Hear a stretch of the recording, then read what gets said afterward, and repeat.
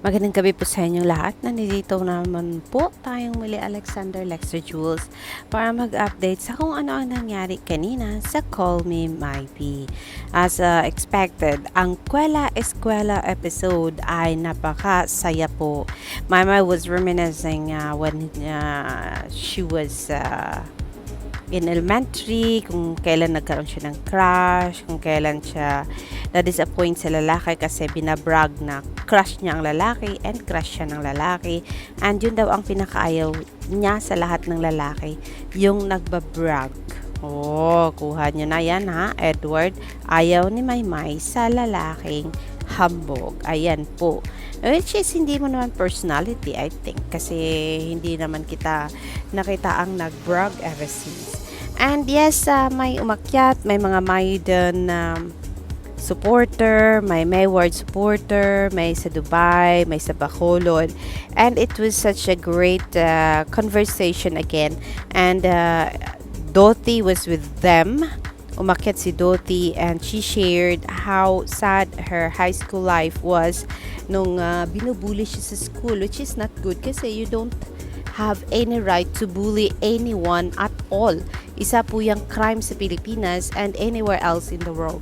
So, yeah, it was such a great conversation about past and about them talking about their old teachers, kung sino sa mga teachers nila ang nag-contribute ng magagandang alaala, magagandang na ituro sa kanila when they were still in high school and even in elementary. And Maymay was so proud remembering all her teachers when she was in elementary. At nakaka-proud lang din na ako nga ni isa hindi ko maalala kung sino-sino ang mga guro ko sa elementarya. But then Maymay, she knows everybody. Like, she can remember all of them. Simula grade 1 hanggang grade 6. Which is very good kasi makikita nating na-appreciate na talaga ang effort ng mga teachers niya. Naturuan siya sa elementarya and she as usual bringing herself down, like saying hindi siya magaling sa academics and all, and hindi siya nahihiyang aminin yun sa harap ng screen, at kahit alam niya na almost 12,000 ay nanonood sa kanila and almost 13,000, pero hindi niya ikinakahiyang sabihin ang katotohanan about herself. She's so genuine, such a genuine heart na makikita mo kung kailan siya nakikinig, kung kailan siya masaya. And she always shares her story about her life happily, na hindi niya ikinakahiya even nung napahiya sa kanyang juniors prom, na kung saan inayawan niya ng sumali sa seniors prom dahil nga napahiya nga siya nung nahubaran siya ng kanyang Cinderella dress, kasi nga yun lang yung kaya ng pera niya at ang akala niya pag Cinderella dress ang suot niya ay napakaganda niya. Ang dami-daming napag-usapan. Even Ruby was sharing his prom, and he even shared na if you want to court a lady, you don't do it during prom or after prom. You have to pumili ka ng tamang oras kailan mo gawin yun. Yun daw ang lesson sa kanya ng prom niya. And then here comes guest nila, walang iba kundi ang the one and only Edward John Barber. It was a great night sa Call Me Maybe with Edward John Barber. May nadidiskita ako, but then I will not tell you now whatever it is and whatever it was. It's up to you to check by yourself what happened during Call Me Maybe when Edward joins the Maymay and Kuya Ropi. Ato he promised last time, I think that was last Wednesday na aakyat siya. So without further ado, let's have him right here. Oy! Wow! Let's go! Hello! Let's go! Welcome! So natuloy din ang pag-akyat na Edward Barber sa Call Me Maybe. Ano ba yung show? Let's go ba yung catchphrase dito or Naol. Pwede, Naol. pwede. Naol. Actually, wala kaming biases. So, to our friend right here, can you say you're Naol? Name? Edward John Abellera Barber. Age Okay. 21. Occupation? Co-host ni Kuya Robbie sa I Want ASAP. And ano You can say host. You can say Host. DJ host. Yan, okay. ano yung L? Lande. Location. Lande. Okay. Let's talk about the prom experience. Una-una sa lahat, Dodong, nakakahiya ba or memorable yung prom mo? Actually, wala akong experience sa prom. Never ako naka-attend ng prom. And, kasi Really? yung when I was 16 years old, sa school namin, 16 years old, dun yung parang junior prom.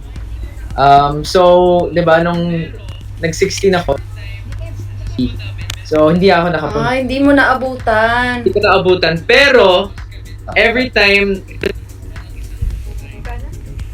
school trips. So, nag-bus kami to France and Italy. Tapos, merong isang time, pumunta kami sa Italy, sa place sa Italy. Like a 5 to 7 hour drive. Tapos, sa last day, every time may school trip, meron parang party.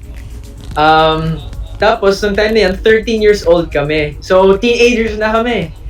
Yun. So, they rented out a parang bar, pero yung parang island-themed parang club. Tapos may dance floor, tapos close na yung bar. Tapos, lahat kami may ticket for one drink. One free alcohol-free drink. Oh, sorry ako. Sorry. Akala ko alcoholic. Kasi- Non-alcoholic. Okay, just to be clear. Not alcoholic. Ayan. So yun, tapos may music, tapos sumayaw lahat. Syempre, pag party, ano ba yung iniisip ng mga girls and guys? Oh, who are you gonna ask to dance? Who are you gonna ask to dance with you? Akala namin, dance lang, di ba? Dance lang, akala namin girlfriend, boyfriend agad eh. So yun, 14 years old ako nung time na yan. Tapos I really like this girl. Itago natin sa pangalan Chini. Oh, wow. Okay. Oh. I didn't know you had that Chini. certain relationship. Oh. Tapos ayun, so si Chini, gusto ko siya. Pero there's another girl called Darla that I also parang friends lang kami. Tapos yung best friend ko, he asked both of them to dance at the same time. Lakas! At the same time, ang pogi nito eh. As in, marunong mag-moonwalk, ang galing niya. So, sa sobrang emotional, punong-puno ng hormones, umiyak ako. Sabi ko, parang Okay yun eh. CR. Umiyak ako. Parang yung CR na yan, lahat ng mga guys na rejected, yan, pumupunta sila doon, umiiyak.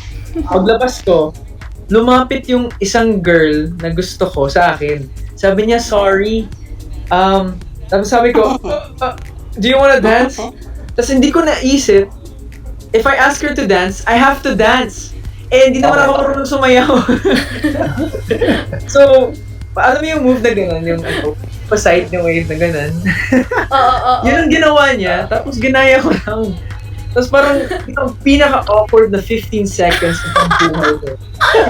Na-imagine ko nga. Paano? Okay, hey, you can dance? Okay, tapos gumana siya. Tapos, I was just standing Napagano din ako. 15 seconds wala akong ginagawa. Gumagano lang siya. Tapos ginaya ko. Sobrang awkward. Tapos ganun. Yung mga tita moves. Oh my God, hey. shout out sa'yo, Darla. There's nothing wrong with tita moves. Okay lang siya. Oh, kasi Ako, yung ganun. ginagawa mo sa akin. All the time. Tito moves. So yun, Pero hamunin natin si Edward, if it's okay, no? Habang pinapanood ni Maymay yung ilaw yan dyan. Okay lang. Hamunin ka namin, ha? Kanina, nag-first crush reveal kami. Okay. Okay? Tapos, Eto, gusto ko mention malaman. name. Mention the name. Mention anong grade yung first crush mo. And alam, and yung name niya. Yan! Okay. Let's go! My goodness. First ever crush Sabi niyo, unang-una, di ba? Oo. First ever. Actually, I tried to find her on social media pero hindi ko siya nahanap. Talagang her name was Lexi Thomas. Lexi Thomas. Hindi niyo siya mahahanap, promise. Alam niyo I think I was like 9 years old. 9 years old. So sobrang aga neto. And I really liked her. Tapos feeling ko gusto niya din ako. Pero yung, alam mo yung torpe. Kasi, and the reason I think so was because sinabi ko yung, kinuwento ko yun sa mga magulang ko. Tapos, our families were close. Tapos, I had a birthday party. Tapos, nandun kami. 9 years old kami, sabi ng mga magulang namin, both my parents and her parents, kiss! Kiss kayo! Kiss! Sabi ko kay Lexi. Tumingin siya sa akin. Tapos tumakbo ako. Duwag. Pero din nga, 10 years old lang kami. So, super... Kayo mga 9-year-olds, huwag niyo gawin. Pero di ba ever parang may na-mention ka yata sa akin na hindi ko alam kung elementary ka or kinder ka, pero may na-kiss kang girl. Wala! Di Bata ka nga. pa. Wala. Sabi mo sa akin, hindi mo natatandaan kasi, hindi mo na natatandaan kung sino siya kasi bata pa kayo. Siya yung first kiss mo. Hindi. Was it, kasi you mentioned 3 names a while ago. Thomas? Yung bata ka pa. Ellie Thomas, tawa? Lexi Thomas. Isang Lexi. pangalan. Okay, Lexi Thomas, you mentioned Adarla, and you mentioned Chini. So, Tamimi si Mami tatahimik. meron ba? Ano may mind? Wala. I never had a girlfriend in Germany. Like, puro rejections and never had my first kiss sa Germany. Oh. Ano lang, sa cheek lang. Oo, sa cheek lang. Oh. Well, that's an interesting story to tell, no? Oo. Wow. Well, Edward, we really appreciate the time and actually nag-follow through siya. So sabi niya, uy, teka lang, mag-guest ako dito sa Paul Navy. Thank you so much for dropping by. I have to say this one, hopefully with a certain title in the first part of your name. I'm really hoping and praying, talking about the number one music channel in the Philippines. Okay, and I wanna siguro end na lang with a certain lesson or certain thing na sobrang namimiss nyo about school. Kasi marami nang nagsasabi na, gusto kong matapos ang school. Oo nga eh. Ayoko na mag-school. Pero what you don't realize, that is some of the best years of your life. Anong pinaka namimiss mo sa school? Ako, Kuya Robs. Let's go with Edward first, then Mai, and then yan. Ako, yung pinaka namimiss ko sa school ay yung summer break na, tapos last day, tapos all of you are going out of school, tapos syempre lahat masaya kasi summer vacation na. Pero yung tinitingnan mo lang yung mga teachers and you wave to them, tapos they're smiling, tapos yung mga schoolmates mo, para siyang sana na-appreciate ko yung panahon na nasa school ako. Kasi there was one time na umalis ako for summer break. Akala ko babalik ako next semester. Tapos hindi na ako bumalik. So I never enjoyed the last moments. Kasi pumunta ako sa Pilipinas, diba? For PBB. So I just wish I appreciated the time and the time with my teachers. Kahit nakakainis yung mga teachers ko, I love my teachers pero may iba talaga na that's you. Tapos kahit yung mga school bully, honestly, may mga moments na namimiss ko sila kasi wala lang. It's just part of the experience. So, Yeah. appreciate the time that you have, whatever you are doing. Kahit mahirap, i-enjoy nyo yan. Totoo yan. May ikaw, May. Well, Edward. Okay, Mai? Ang hirap pag hindi Sorry, pa tayo nagkakasama. I want to ask Oo nga eh. Pero ito lang ako, Kuya Robs, ang pinaka namimiss ko sa school ay yung every time na magla-lunch na, tapos lahat kami may baon, tapos sabay-sabay kaming kumakain. Kuya! Yan! Same! Naiiyak ako! Same. Kasi nakakamiss lang, especially po nung mga elementary kong classmates talaga. Sila talaga yung sobrang naging close ko talaga. Hanggang ngayon, nagkikeep in touch ako. Paminsan-minsan, pero andun pa rin ako sa group chat namin. So, every time na nag-uusap kami, yun yung lagi namin nabibring up, yung parang naglalaro Anong ulam mo? while nagkakain. Yung ulam ko, laging hotdog. Ayan! Oh! The best yan. Wala yung ganit, no, Mai? The best! The best. Tapos maraming Pula yung kanin. Oo, pula yung kanin. Yung ganun. Tapos may margarine. May margarine para medyo manis-namis. Tapos yung klase mong bastos na walang dalang recess, ang dala niya, Oo. tinidor. Magic tinidor. Wala siyang dalang baon, Oo. pero Kasi yung makikitusok. ubusin niya. True! Nakakainis. Pero yun na nga, nakakamiss ko Robs yung ganun lang. Pero at least, sobrang happy ako kasi na-enjoy ko talaga yung school days ko. At hindi ko na ma-enjoy kundi dahil dun sa mga classmates ko. Kaya, ayun. Isa din sa mga ang natutunan ko talaga, Kuya Robs, kasi nga nabanggit ko nga kanina na feeling ko ang bobo ko talaga kasi hindi ako matalino sa akademya. Mas focus kasi ako sa activities, sayaw. So, kaya mas lalong na-frustrate ako pag about sa academic kasi sobrang, yun nga, mahina ako.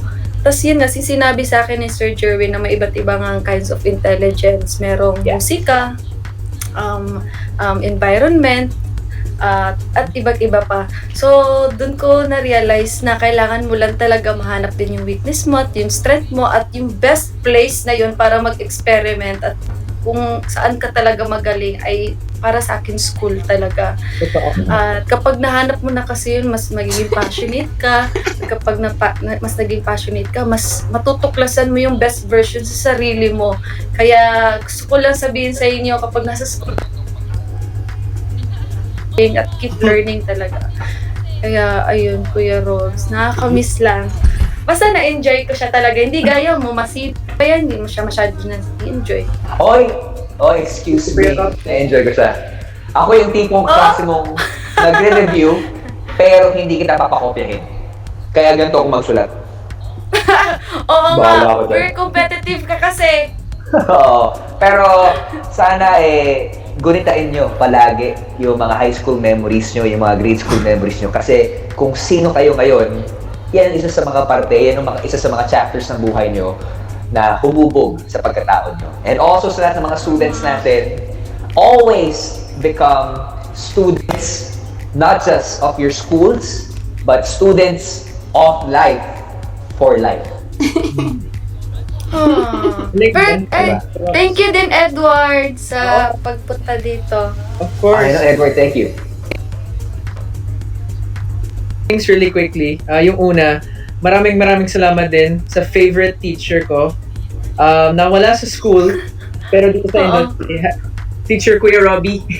Thank you so much. Wow. May always guiding and growing us. And I Tama. hope you as well. Maraming salamat for having me on this show. Call Me Maybe. And I'll also be going sa Kumu account ni RJ De La Fuente in just a bit. Meron kami mga challenges doon. If umabot kami ng certain level of diamonds, merong mga sobrang tinding challenges na kahit ako nagulat ako. No holds barred questions. So kung gusto niyo ng mga yun, after this, you guys can head over there, RJ De La Fuente's channel. I love you guys. Bye, Kuya Robbie. Wait, Edward, I just want to say thank you for calling us all the time. Thank you, Yeah! Edward! Anytime! We'll see you Sunday. Thank you. Oh, wow. Was that a kiss or nauntog? I don't know. But yep, I think we're good to go para sa ating episode for this Eskwela-eskwelaan. Saya na, kamis. Ang dami pa namin gustong pag-usapan, pero kulang talaga tayo sa oras. We wish it's a 24/7 kind of thing. Pero may alam akong ganitong klaseng feel eh. Ano yun? Pero...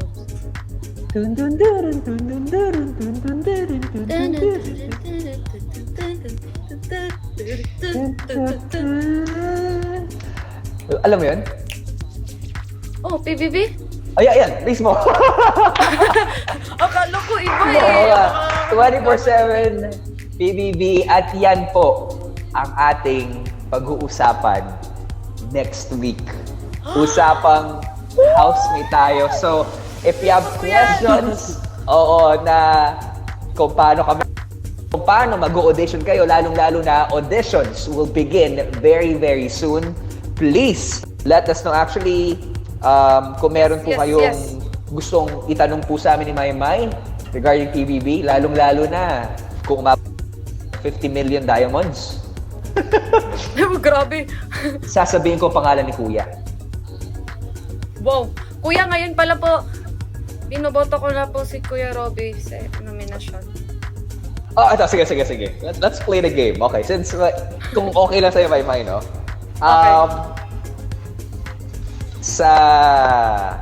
Wait. I'm thinking eh. Ano, sa I Want ASAP? I want ASAP eh. Alam ko na, sige. Pwede, I want ASAP. Sa I want ASAP. Or sa ASAP natin to? Ano ba? Sa I want ASAP. At tayong apat. Okay, sa I Want ASAP. Sinong bibigyan mo ng 2 points? Sinong bibigyan mo ng 1 point? Ikaw 2 points. Okay, bakit 2 points sa akin? Harapang nominasyon 2 ah. points. Katuwaan lang to. Okay, nominasyon. 2 points po kay Kuya Robby, Kuya, kasi po lahat po ng mga sinasabi niya sa live na mga compliment tungkol po sa akin ay iba po kapag nasa off-cam. Sobrang nasasaktan na po ako kasi parang personal na po yung mga yung mga kantsaw niya sa akin, Kuya. Okay, bye. Sino naman ang babotohin mong 1 point? Kuya, in my defense, sorry, hindi ko po kasalanan kung bakit nahuhulog po yung dress. Kasi wala po kasi. Siya pala yung tumapak sa dress ko nung prom. Oo, siya yun. 1 point, ito. 1 point. Okay. 1 point po, 1 point po kay Miss Darla. Kasi po, Okay. kapag every time po na nag-zoom na kami sa last, siya po yung unang nag-live, hindi po siya nagpapakita. Hindi po respeto yun. Yung parang wala po siyang sinasabi, bigla na lang po siyang aalis. Tsaka kuya, lilitaw lang po siya pag may pogi.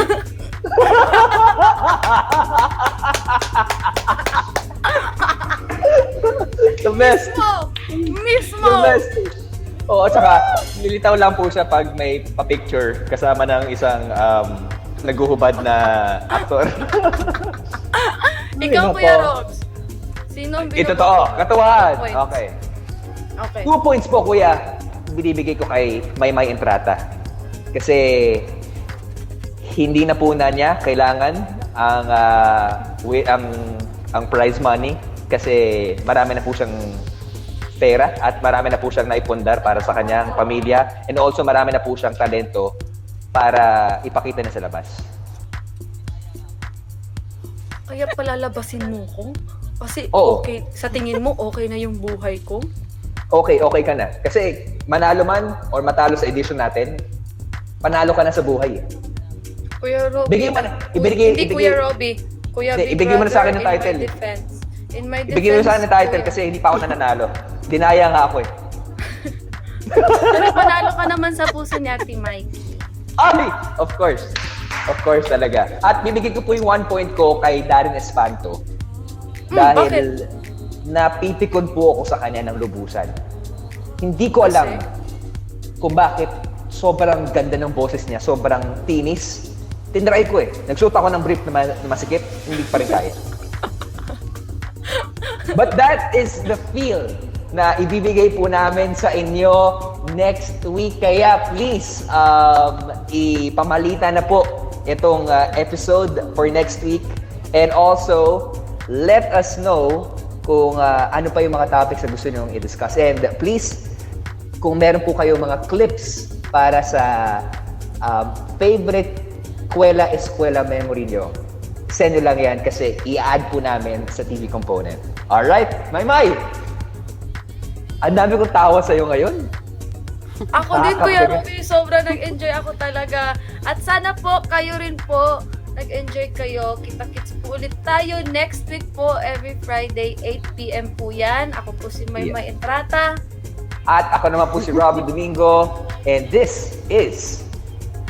Call me maybe! Let's go! Mag-uusap pa tayo mamaya, Mag-uusap pa tayo.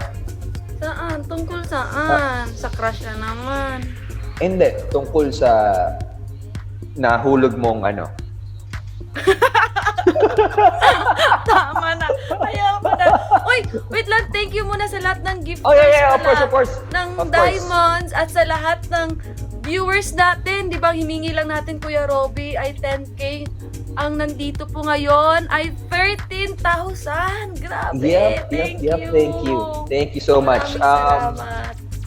We got a long list right here, pero gusto ko sanang, actually, papadala ko sana yung listahan na to, but it's too long of a list. So, let me entertain you by saying the names right now kay Zita Lopez na nagpadala ng Viking ng Chocolate Hills, MG Delar ng Harana, and also kay Zita Lopez once again. There's Maydon 0510, Ibong Adarna, thank you. Mayward Flyers official, Iza, to Maydon Warriors, Zita Lopez, Maydon na Beach Lover, Wow! May Maydon chocolate official. hills ulit. Meron na naman kay Barbie Rivera Tok. There's MME official Dailers. My Infinity official. Alam mo, napag-usapan namin dati ni Mikey. We really love your name, Mary Dale. Natutuwa kami. It's such a light name. Kuya Robby. Pink Cadillac 0207 me, Agnes Dabay, MD88, I am Joe 80, Maydon 0510, Maydon 26, Not Freaks, Not kay Ulan, Erlinda Matsuda, Smith, Sweet Tangerine, Laberta, Grabe. and lumabot na po tayo ng 3M. Thank you. Wow! Thank you! Thank you! Ala, grabe! Grabe talaga, Kuya Robs. Grabe yung mga gifters natin, mga Kumu people. Thank you po. Maraming And don't salamat worry. po. We'll be Malaking putting tulong yan talaga. Yep, we'll be putting these funds to good use. We promise you that one. All right? Thank Next you po. week, mag-usap-usap tayo. Ihanda nyo na ang inyong mga Kumu clips at lalong-lalo na Excited ako. kung bakit karapat-dapat ka na maging official housemate ni Kuya. Yan ang ating pag-uusapan sa, ano palagi sinasabi ni Kuya sa? Call me, ay tamang panahon. Tamang panahon. Kabilang programa yun. Takdang sa atin. Ay, takdang panahon! Ayun, ito na nga, nagpa-practice na nga ako kasi baka, di ba, mapasali ako dun sa sinasabi mong game ka na ba? Hindi pa nga ako nakapag-decide. Wala naman akong choice. Para naman tayong nagpa-prom nito. Oo. Maymay!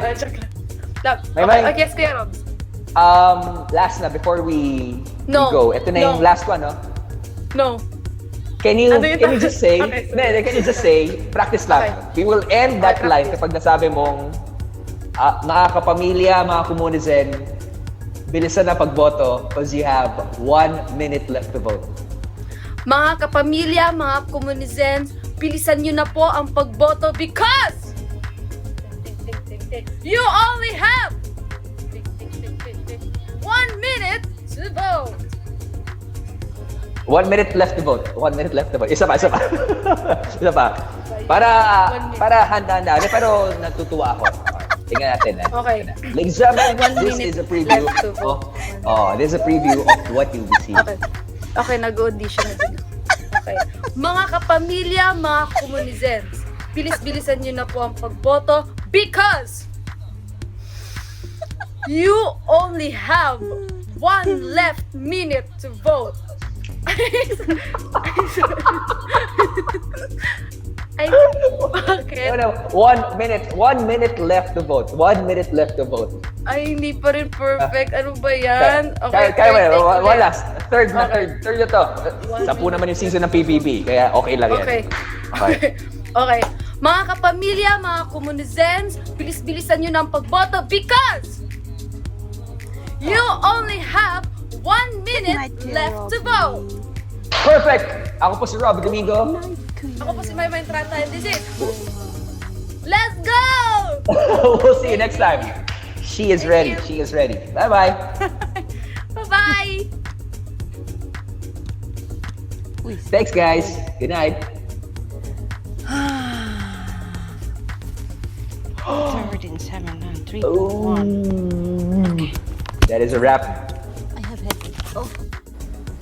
So, ayan po mga kapamilya, mga kamaybi, mga kamayward, isa na naman pong edition ng Call Me Maybe ang natapos. And as expected, as always, when you are with Maymay and Trata, hindi matapos ang isang show kung hindi ka mapahalakha. Kasi as you noticed sa aking video, hindi ko talaga mapigilan ang tumawa while nagre-record ako ng Call Me Maybe. So, how much more kung ikaw ay kilala mo si Maymay at kasama mo sa isang show. That is why we cannot blame Robbie Domingo kung aliw na aliw siya kay Maymay and Trata and aliw na aliw siya sa mga stories ng buhay ni Maymay and Trata. And you can see it from his eyes that he really was amazed by her stories, and it was really entertaining to listen to my stories about her childhood, about her high school life, her junior prom, and even her experiences with Big Brother at the PBB house.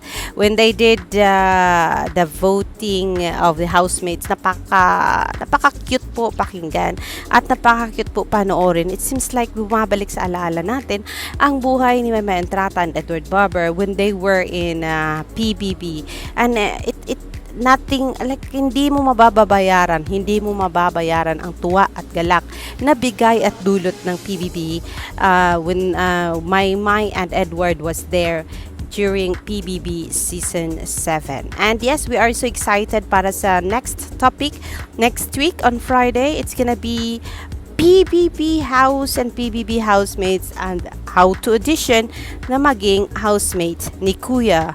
Kaya alam ni Maymay, she was excited, and the rap was really cute when they did when Maymay did her lines to become a host of Game Kanaba show. It's like she is so adorable as always and ever. So Maymay and Trata, good luck, and yes, sabihin mo mang hindi ka magaling, but you are so intelligent na hindi nakikita ng iba. But me personally, I am seeing it. I can say to the world that I'm so proud knowing you and meeting you kahit sa screen lang. I know I saw you from dito sa Global Village dito sa Dubai, but it was just it was not an yung harap talaga kita. I just saw you from a distance, but yes, it was such a nice experience, and I know seeing you every day sa aking mga video uploads, seeing how you grow in show business, I am so proud of you, and I can say to the world that yes, I am a proud fan and supporter of Maymay and Trata, Edward Barber, and Robbie Domingo. Yan na lang po. Yan po ang ating ma-share ngayon sa mga kamayward. Hindi nyo man napanood ang full episode, it was so long, so ito lang ma-share ko sa inyo. I will see you in my next mga kamayward, and yes, don't forget on September 3 mag-uumpisa na po ang click, like, and share CLS ni Maymay and Trata as a lurker. Kaya she is daw ay isang waitress sa isang restaurant, but palaging gumagamit ng social media. So whatever the role is and will be, Excited ako na mapanood ka sa click like and share. Yan po ay makakita natin sa I Want TFC, sa Kapamilya online channel, and sa A to Z. Kaya, antabayanan nyo po kasi ako pa excited na excited. Ilang araw na lang yan. At CLS na ni Maymay. Of course, fresh take ni Edward and Kwentong Barber. See you in my next mga kapamilya.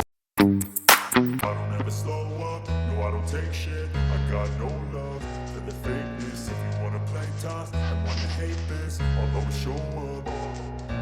I don't ever slow up, no I don't take shit. I got no love for the fakeness. If you wanna play tough and wanna hate this, I'll always show up and make a statement. I don't ever slow up, no I don't take shit. I got no love for the fakeness. If you wanna play tough and wanna hate this, I'll always show up and make a statement. Everything I do so instinctive and so passionate. Every word I move so descriptive like an adjective. I got a vendetta against people who patented being negative when you should be getting after it.